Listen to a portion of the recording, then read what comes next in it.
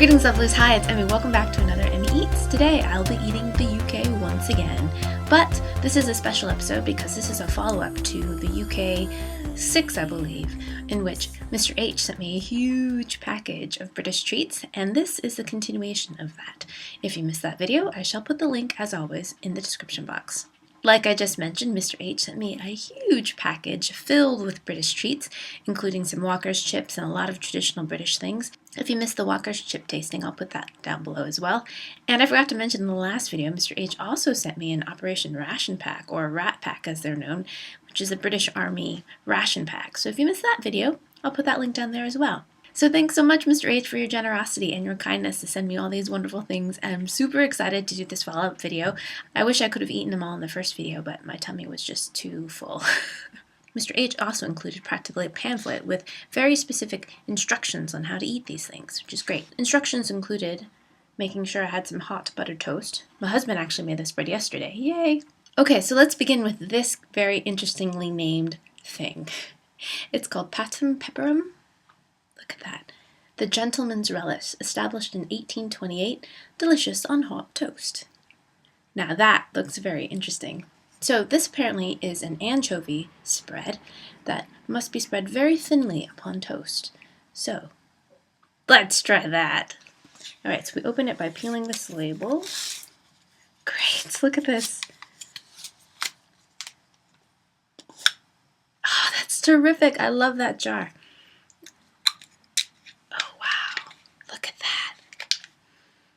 Ooh, has a very strong smell, very pungent and fishy. And let's just use a tiny little bit, as instructed, on my toast.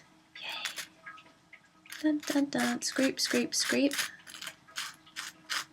And this is made from anchovies, which are tiny little fish, which is the same fish, I believe, that's used in fish sauce. Alright, itadakimasu. Mmm.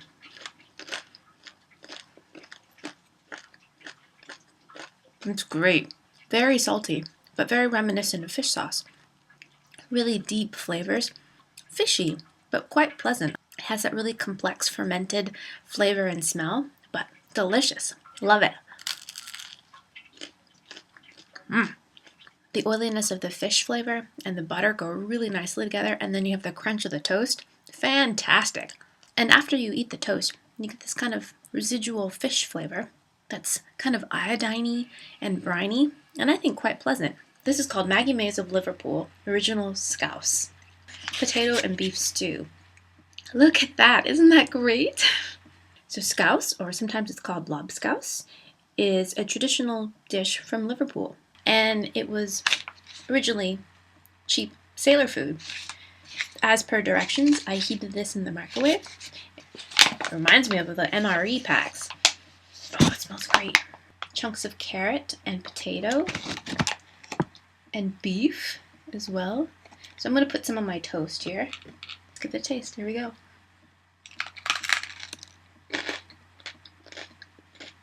Mmm.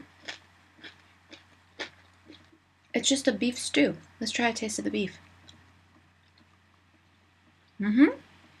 A very hearty and simple beef stew. There's carrots and potatoes and beef. That's quite tender. A really light gravy in there as well.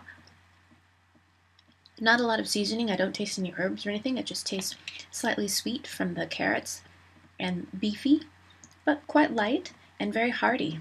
Perfect for winter. It's quite different than, say, the Dinty Moore canned beef stew that we have here in the States. That, first of all, has a really strong tinned flavor. This doesn't have that, of course, because it's packaged. And that tends to be really salty and tastes a lot like beef bouillon. This doesn't at all. This is quite light in comparison and hearty and good. Mr. H included another beverage, Yorkshire Tea. Their slogan used to be, "Our tea used to be." And many old people, including his late mother, agreed. Cheers, Mr. H, to your mama. So let's make a pot of this. Inside we have some lovely tea bags. Oh, it smells great. One of these tea bags and set it in my cup and add some hot water. And while this is steeping, I shall taste some other things. So Mr. H included both of these because there seems to be a bit of an identity crisis. They've switched names through the years, both Starbar and Boost. So let's give Starbar a taste first. Great name, by the way. About the size of a Snickers bar. All right, let's give it a taste.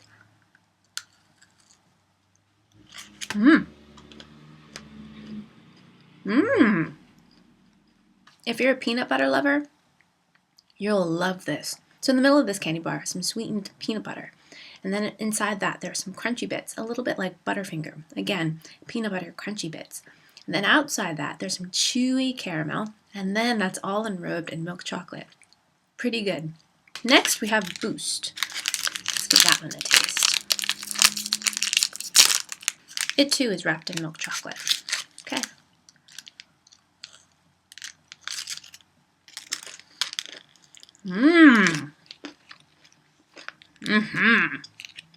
The Boost bar, rather than having peanut butter in it, it has little bits of malt in there. Think of a Whopper or a Malteser or something like that. So it's crunchy and malty, and then you've got the chewy caramel, and then the sweet chocolate on the outside. Love that. Yep, I'm a Boost girl. That's good. All right, let's wash that down with some of our tea. Ooh, that's nice.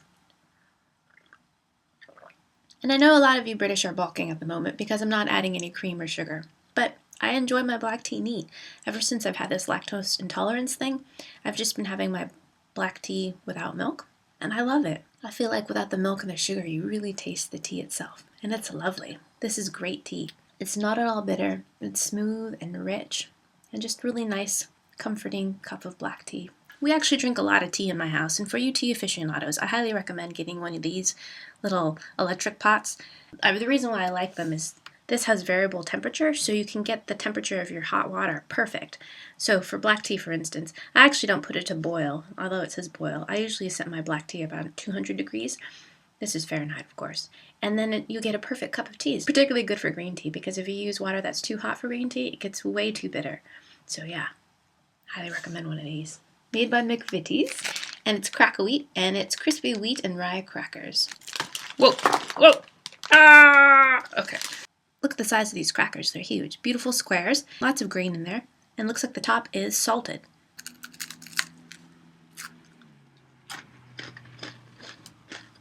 I really like this style of cracker. It's a little bit more brittle, it's not so crisp, there's not a lot of fat in there, I think. And the texture of it is a little bit coarse. It's a bit like those stone ground crackers. And I think would go really well with a strong cheese or sausage. Colman's original English mustard. Look at the beautiful picture of the bowl there. Isn't that great? So, Mr. H, this is very, very strong, but it's classic. I love spicy mustard. I like spice in general, but I'm going to put some right on my cracker.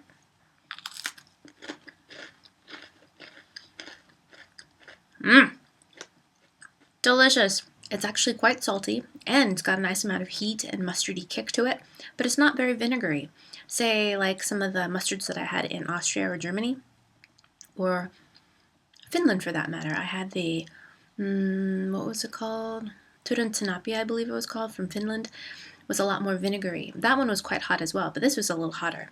This is almost a little bit more like wasabi in the sense that it's spicy. Still not as spicy as wasabi, but delicious mustardy flavor and nice and salty and perfect with like corned beef or something. And this is the original HP sauce. This is actually made in the Netherlands. What? It smells great. It smells a little bit like barbecue sauce. A little bit vinegared and spiced. Not smoky though. Alright, so let's have a little bit of HP on my buttered toast. Alright, here we go.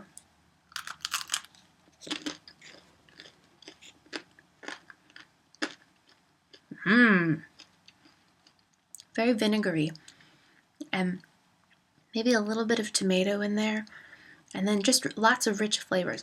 A little bit of raisin. I feel like there's some dried fruit flavors in there as well. I like the fact that it's homogeneous and just pureed into a sauce rather than being chunky. These are called Uncle Joe's Mint Balls. Keep you all aglow. And these are made in Wigan, and they've been made since 1898. Oh, They're individually wrapped. I love the graphic design on this. They're brown in color. Mmm, delicious. Clean, fresh, pepperminty flavor, nice and cooling. It's like a candy cane. Uncle Joe's mint balls. So good. This isn't a candy that Mr. H used to eat when he was a kid, and it's made by Cadbury, and it's called Bournville Old Jamaica. This is the old packaging, which is quite charming. Here's a piece. Let's give that a taste. Mmm, it's nice dark chocolate, a little bit bitter, a little touch of booze, and little bits of raisin in there. Nice. Bourbon Old Jamaica. That's quite a mature flavor for a kid, Mr. H. So these are called giant Parma Violets, made by Swizzles Matlow, and these are made very close to where Mr. H lives. Alright, so let's give this a taste, and they're apparently made from real violets. Mmm.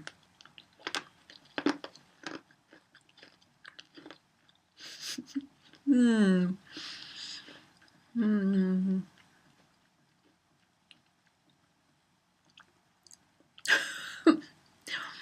I don't care for those too much.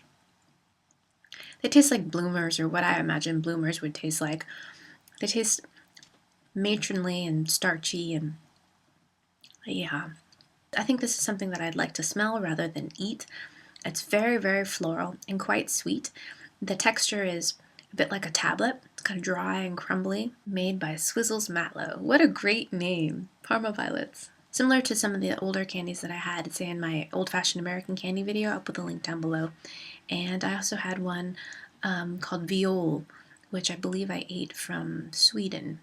So this is made by Nestle, and it's called Carmac, and it's a contraction of caramel and Macintosh. So Mr. H included a little fun fact. He said that most people in the UK used to pronounce Nestle Nestles. And to pronounce it as Nestle is a new thing, and a lot of people object to it. Interesting. What do you say? Do you say Nestles or do you say Nestle? It's quite... Whoa! Not at all what I expected. Look at this.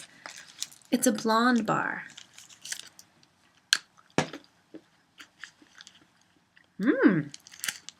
I like that. It has a snap and texture of chocolate, but it's not chocolate at all.